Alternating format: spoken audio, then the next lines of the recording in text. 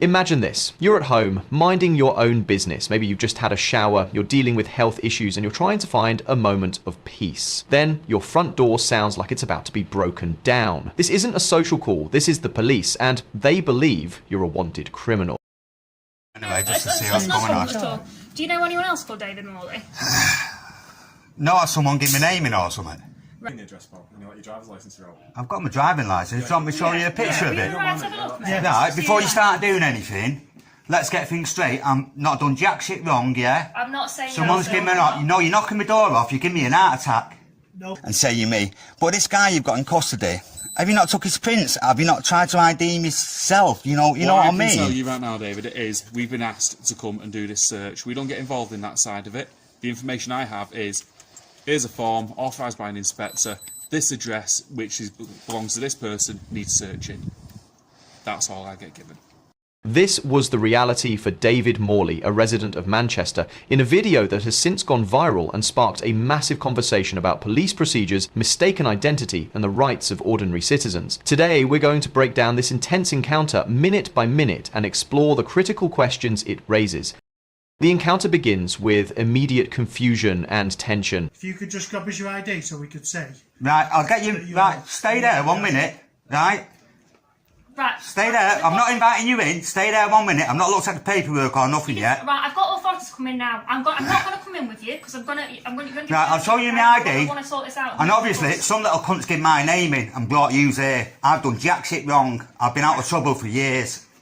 Right, stay there. I'll go and get you my. I'll get you my stuff, yeah? There we go. Thank you. I'm going through shit time myself. David Road, Morley, 7 Moslin Street.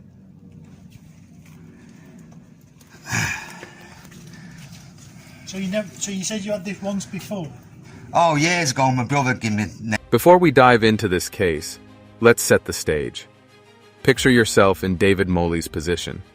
You're inside your own home, trying to relax after a tough day, maybe even dealing with serious health issues.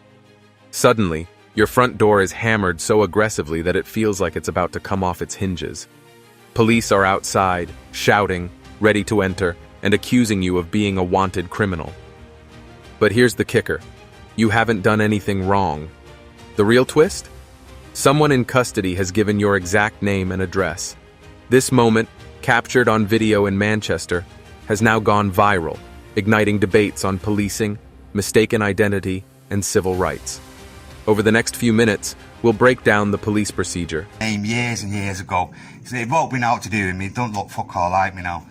What's your brother's first name? Lee. Lee. But it's fuck all to do with him. I don't know, which you'll have on your records anyway. What area does Lee live in? Like, is he Manchester or is he out of town? Gone somewhere. I've not seen him for ages. Local-ish. Yeah. Who's the guy in charge of him anyway, who's like leading the search? There's no sergeants here, they're all constables. Constables? Yeah. So, what we're now trying to figure out, basically, obviously I was round the side, I didn't hear the initial conversation that happened between Yeah. But is it A, has somebody been locked up and they've gone, hey, yeah. And are they still in custody now? That's why we're doing house search now, because they're in custody. So it's a case of, has someone given us Joey details and given us your address, basically knowing who you are and what your date of birth is and where you live? Or B, do you have a doppelganger with the same name who happens to also know this address? I bet him. The homeowner's reaction, and the key turning points that transformed this near disaster into a lesson about communication, accountability, and human impact. Stick with us, because this isn't just about one man's frightening encounter. It's about the larger system, its flaws, and the thin line between procedure and overreach.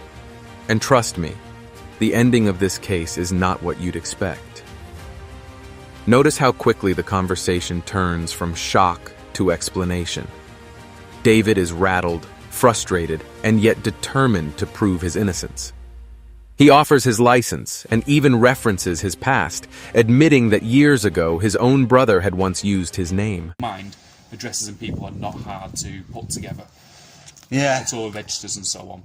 So he's now trying to figure out what's actually gone on. Well, if you've got him in custody, why, and he's giving my name, how come you coming here? You know what I'm saying? He's in custody, because isn't the person's in custody, he's given So a we've name, come to search we have the a address, section so 18. we have no idea you were going to be here. Yeah, we have a section 18 which allows us to enter. Well, we don't need. Obviously, I'm here now, yeah? Right? So You had no idea that I was going to be here. I'm here now. So the search was supposed to be that you come because you had no idea I was going to be here and to find out if it was him. There's my driving licence. It's not him.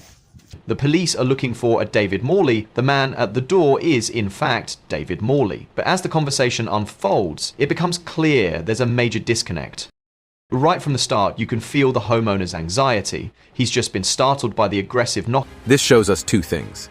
First, David has had brushes with family betrayal before. And second, he knows that mistaken identity is a real danger. The officers, however, focus on procedure. They're armed with a Section 18 authorization. But here's the problem. Paperwork doesn't erase the panic of a man being treated like a suspect in his own home. At this point, emotions are running high. David mentions his health, his legs, and how the stress is physically shaking him. This isn't just legal drama, it's human, Dr. Amma. Imagine being already vulnerable and then suddenly confronted by uniformed officers pouring into your personal space. The officers defend their actions. And is immediately put on the defensive. He's suffering from health problems, which he later mentions are affecting his legs, and the stress of the situation is palpable. The police explain that a man currently in their custody has given them David Morley's name and address. This is the crux of the entire issue. Someone has used his identity. The police are operating under a Section 18 search warrant, which allows them to search a property linked to a person who has been arrested. Section 18 of the Police and Criminal Evidence Act 1984, PACE, allows police to search premises occupied or controlled by a person who is under arrest for an indictable offence. The purpose is to find evidence relating to that offence or a similar one. Police must have reasonable grounds for believing evidence will be found. So from the police's perspective, they have a legal basis to be there. They have a name, an address, and a warrant authorised by an inspector. Their job is to execute that warrant. However, the situation is immediately complicated by the man standing in front of them, who is clearly not the person they have in custody. Citing legal grounds under PACE 1984. But David has a very reasonable question. If the suspect is already in custody, why is his home being raided? This contradiction highlights a deeper flaw in the system. Action without verification can turn lawful intent into traumatic error. Listen carefully here. David admits people have been in his home before, and that it wouldn't be hard for someone to pass along his details. That single statement cracks the case wide open. Identity theft or fraudulent use of personal details is not just a technical inconvenience. It's a weapon that can bring police officers right to your doorstep. This commentary moment forces us to think, how secure are our details? If someone we know, or even a stranger, handed over our name and address in a moment of panic, how prepared would we be to prove our innocence under pressure? A Section 18 is when someone's in custody, gives us the power to search the address that they've given on arrest. So we don't have to have your consent to come in. We're trying to be civilised and do this. No, I am myself, but if you can understand where I'm coming from, I'm just sat, I'm here, sweating my arse off, just going to have a shower, I'm going yoga to try and make my legs a bit better, and then I get all yous knocking on my door. It's like, what the fuck's going on? Yeah. But we've obviously got a job to do. When someone's given your name, date of birth, your details. Yeah. Now, let's talk policing tactics. The officers emphasize that the large number of police is actually meant to reduce disruption. More boots on the ground equals faster searches. From their perspective, this is efficiency. But for David, it's intimidation. When he sees several officers inside his living room, he doesn't feel efficiency. He feels ambushed. This stark contrast between operational logic and lived experience is one of the most important takeaways from the video.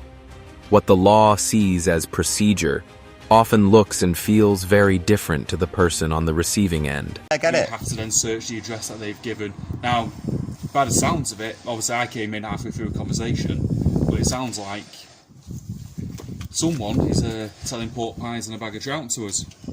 Yeah. We need to try and get to the bottom of it. I'm Dave Morley. That's my driving licence. Anyone else live with you at all? No one lives with me. Lived with you in the past? Yeah, my girlfriend lived with me. I broke Blokes, up. I mean, sorry, blokes. No. Like your brother Lee, is he ever No, lived no, there? no one's lived there. Does he know this address? You don't know it up there. No, he don't know it. It won't be him. Sorry, mate. Oh, like, do you have any mates and that who come round often who... I'm not saying they do it maliciously, but even if... The turning point arrives with the senior officer. Unlike the initial entry, this officer listens, checks the ID carefully, and acknowledges the mistake directly. Notice how the tone shifts. The aggression melts into apology, and the standoff softens into resolution. This shows the critical role leadership plays in policing encounters. One officer with authority, empathy, and a willingness to de-escalate can completely transform the trajectory of a tense situation. Without this intervention, the encounter might have spiraled into unnecessary conflict. Even after the resolution, David's anxiety lingers. Like, let's just say you've got a mate called John who comes round here every other night. He knows your address and he's panicked and gone, oh yeah, shit. What's it? No, it won't be too hard to get me address and that. I've had people in my house, they could have looked up my eyes. It wouldn't be too hard to get me address and that. This is a man whose past seems to include some trouble, but he's adamant that those days are behind him. His frustration is understandable. He's being treated like a suspect in his own home because someone else has lied. You can hear the exasperation in his voice as he goes to get his driving license. He mentions this has happened once before, years ago, when his brother Lee used his name. Now, let's talk about the police officer's conduct. While the initial approach was aggressive, the officers inside the house, particularly the one who identifies himself as PCS, attempt to de-escalate the situation. They try to explain why they are there and why there are so many of them. This is a key insight into police tactics for searches. The logic is that a larger team can conduct the search more efficiently, minimizing the disruption to the occupants. Of course, for David Morley, the ideal number of officers is 0, as he repeatedly points out. The conversation then shifts to a critical point of contention for Morley. If the suspect is already in custody, why the aggressive raid? He shakes, he talks about abandoning his yoga session, and he desperately asks for details about who impersonated him. But the police, bound by law, cannot disclose that information. Here we see another contradiction. The system that caused the trauma is also the one blocking full transparency. For David, that's infuriating. For viewers, it's a reminder of how thin the line is between justice and frustration when bureaucracy collides with real life. So what are the takeaways? First, the human cost. This wasn't just a search. It was a frightening ordeal for a man already battling health issues. This is a question many viewers have asked. Why wasn't the identity of the man in custody verified before a full-scale raid was launched on a private residence? The officer explains that the team sent to do the search is separate from the arresting and processing team. This highlights a potential gap in police procedure. The information flows in one direction, from the arresting officers to the search team, without a feedback loop to confirm the suspect's identity before deploying a large number of officers to a person's home. Cases of mistaken identity are not unheard of in policing. While the police must act on the information they have, the impact on innocent individuals can be immense. The turning point comes when a more senior officer arrives and assesses the situation. He looks at David Morley's driving license and quickly realizes a mistake has been made. Have you ever had a case of like mistaken identity in the past? Yeah, about 30 years ago, our kid. That was it. Yeah. And he stays out of trouble, he's not into any shit now. Hello, you okay? That's it, I love you, alright. Yeah, yeah. I've been trying to figure out what's been going on as you've been speaking to my colleagues here. Have you got like a driving license? Oh, he's just shown it to Yeah, I've just shown it, yeah. Oh, yeah. That bit. Oh, see, this is what I mean, I missed that bit. Yeah, no one lives here apart from me. David, I'm very sorry for the misunderstanding. You know, someone has used your details, given us your address. Obviously, it's not you. You're Right. not done anything wrong or anything like that. We're not going to be coming in searching the address. We're going to be getting to the bottom of this, figuring out who he is. Okay. Right, We're can sorry, I have confirmation who it is? I don't want this little. We won't be shit able to given. disclose someone's details. Have you got a description of him so I can help you out, maybe? No, we'll find out who it is. Don't you worry. Worst case scenario is he'll be put into a live scan system and scanned with his fingerprints and everything else, so we can find out who he definitely is. And we will make sure to update our records that whoever this guy is, he's using your details as fake details. And anyone gives my name, address or anything again, I've always got my wallet, I've got my licence in it. Fucking, you know, is it me? I stay out of trouble now. I stay out of all sorts of shit. I can see, obviously, you know, you weren't expecting us to be here. We weren't expecting to find David Morley a shock here. on both our ends. So I tell you what, I don't feel like going fucking yoga now. My legs have already fucked. He's got on, I'm fucking shaking my legs now, man. Right. You know what I mean? Like we said, we're happy that you're you. You showed us your ID to confirm who you are.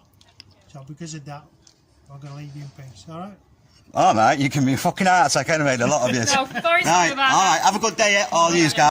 Relief, but also lingering questions. Morley wants to know who used his name, a request the police deny for legal reasons to prevent potential further offences. The police assure him they will get to the bottom of it, using fingerprint scanning to identify the man in custody and updating their records to show that David Morley's details are being used fraudulently. This is a crucial step to prevent this from happening again. The encounter ends on a surprisingly civil note, a stark contrast to how it began. So, what can we take away from this? 1. The human cost of a mistake. David Morley's stress and anxiety are evident throughout the video. He's a man dealing with health issues, and this incident clearly took a toll on him. He mentions his legs are shaking and he no longer feels up to going to yoga, a practice he uses to help his condition. It's a stark reminder that police actions, even when based on what seems like credible information, have real-world consequences for innocent people. 2. Communication is key. While the initial banging on the door was aggressive, the subsequent conversation, particularly with PCS and the sergeant, was relatively calm and professional. They took the time to explain their position, even if Morley didn't agree with it. This de-escalation was vital in preventing the situation from getting worse. 3. Procedural questions. The incident raises important questions about police procedures. Should there be a more robust identity verification process before a Section 18 warrant is executed? Could a simple photo comparison or a quick check of the in custody suspect against Morley's description have prevented this entire ordeal? Greater Manchester Police have archives of their procedures, and this incident may lead to a review of how such situations are handled in the future. 4. The power of a name. This entire event was triggered by one person giving a false name. It demonstrates how easily someone's identity can be co-opted and the chaos that can ensue. It's a modern day problem that law enforcement is continually grappling with. In the end, the system worked, albeit clumsily. The police realised their mistake and left without conducting a full search. David Morley, though shaken, was cleared of any wrongdoing on the spot. But Second, the power of communication. Aggressive knocks created panic, but calm explanation from certain of Fikers helped prevent escalation. Third, the procedural question. Should stronger identity verification exist before a Section 18 search can be executed? This case suggests the answer is yes. And finally, the bigger picture. Mistakes in policing have real human consequences, even when they're later corrected. If you found this case as shocking as we did, hit that like button. Share your thoughts in the comments, and don't forget to subscribe for more jaw-dropping breakdowns of courtroom and policing encounters. Your engagement helps bring these important discussions to light.